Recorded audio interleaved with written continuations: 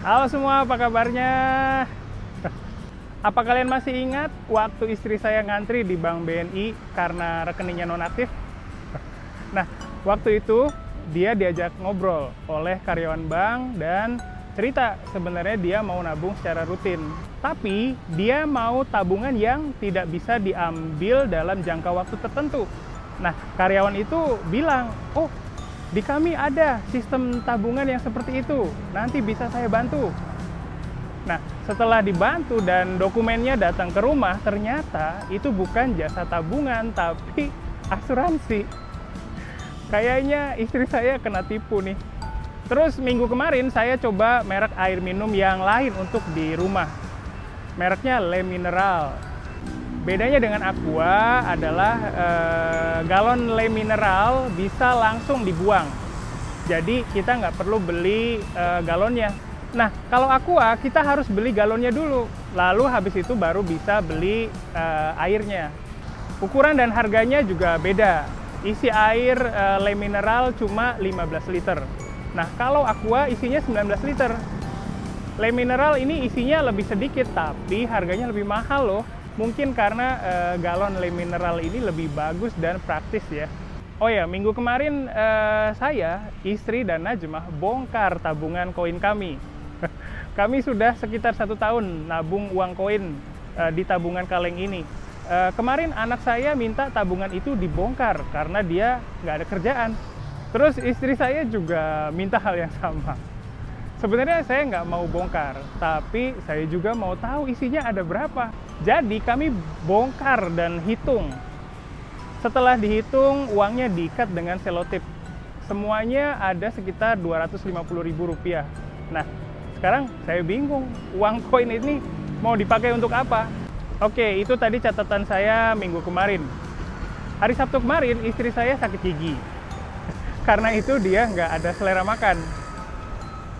Dia juga minta makanan yang lembut supaya nggak capek waktu kunyah makanan.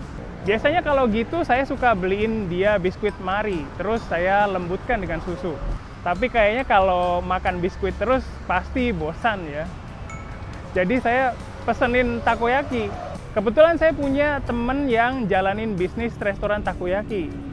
Kebetulan juga tempatnya itu ada di Jakarta Timur, jadi nggak jauh dari rumah saya.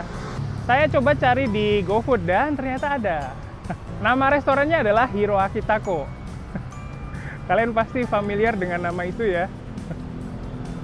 Betul, namanya mirip dengan musisi Hiroaki Kato ya. Hiroaki Kato juga teman saya loh. Saya kenal dia dari waktu dia kuliah di Tokyo Gaidai. Saya beli takoyaki di restoran teman, terus nama restorannya diambil dari nama teman saya juga. Dunia ini memang sempit ya. Sebenarnya agak susah cari masakan Jepang yang enak di Indonesia. Kalaupun ada, biasanya rasanya itu agak gimana gitu. Ya mungkin hal itu udah biasa. Namanya juga makanan Jepang yang dibuat oleh orang Indonesia, jadi pasti ada perbedaan. Nah, waktu saya makan takoyaki dari restoran teman saya seperti dibawa ke Jepang lagi oleh takoyaki ini.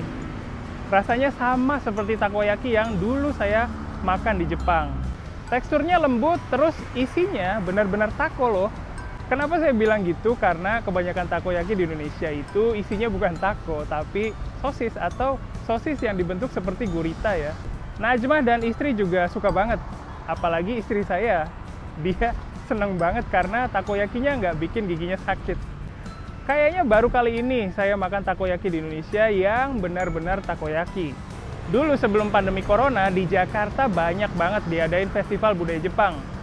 Kalau kita ke acara Matsuri gitu, pasti banyak stand makanan Jepang, termasuk stand takoyaki.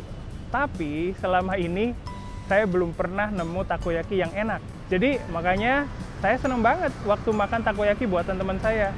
Di video kali ini kayaknya saya mau ngomongin tentang makanan Jepang di Indonesia ya. Kalau ngomongin makanan Jepang di Indonesia, yang paling pertama lewat di kepala orang Indonesia pasti Hoka Hoka Bento. Kalau kalian yang pernah ke Indonesia pasti tahu restoran ini ya. Dulu saya pikir restoran ini benar-benar dari Jepang loh. Dulu waktu saya masih kuliah, makanan ini benar-benar makanan spesial buat saya. Kenapa gitu? Karena ya dulu saya nggak punya uang, jadi cuma bisa makan makanan di Hoka-Hoka Bento ini di waktu-waktu tertentu aja. Dulu waktu saya pertama kali makan di restoran itu, bagian yang paling berkesan adalah nasinya. Nasinya kerasa beda banget dengan nasi yang biasa saya makan. Rasa dan teksturnya dekat dengan beras ketan. Orang Indonesia bilang nasi yang enak kayak nasi Jepang itu nasi yang pulen. Pulen ini kata bahasa Indonesia yang artinya empuk dan enak. Jadi kayaknya restoran Hoka-Hoka Bento ini adalah restoran... Sudah biaya kelasnya mahal, harus beli buku pelajaran yang ditentukan sekolah, dan juga harus repot-repot pergi ke sekolahnya. Padahal sudah berusaha, tapi tetap tidak bisa berbicara bahasa Indonesia. Kalau les privat, kita harus cari guru yang cocok dengan kita. Tapi ada juga guru yang tidak bisa berbahasa Jepang. Dan terkadang, kita harus membayar uang transportasinya juga. Lagi pula, bagi orang yang tinggal di desa, akan lebih susah untuk pergi ke sekolah. Banyak yang berpikir, asalkan kita sekolah atau les privat, kita akan langsung jadi bisa berbicara. Tapi itu salah. Apa boleh buat ya? Karena memang masih sedikit sekolah yang mengajar dengan sungguh-sungguh, berkualitas, dan memenuhi harapan. Kadang-kadang, ada hal yang tidak dimengerti dan gurunya tidak bisa menjelaskan dengan baik.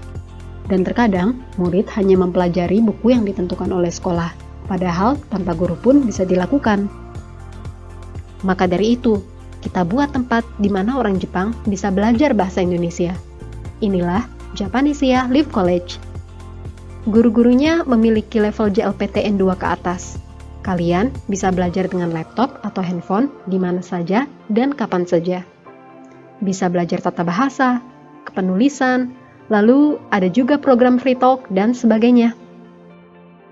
Pelajarannya diunggah ke website, jadi siapapun bisa menontonnya di waktu yang diinginkan. Dan tentu saja bisa diunduh agar bisa dilihat secara offline.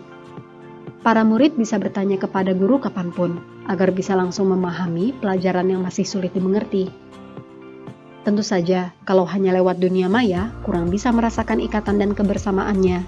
Maka dari itu, kadang-kadang kita adakan acara nongkrong ramah tamah antara murid-murid dan guru-guru Japanesia.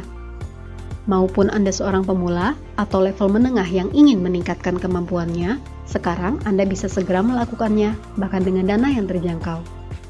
Anda masih ragu?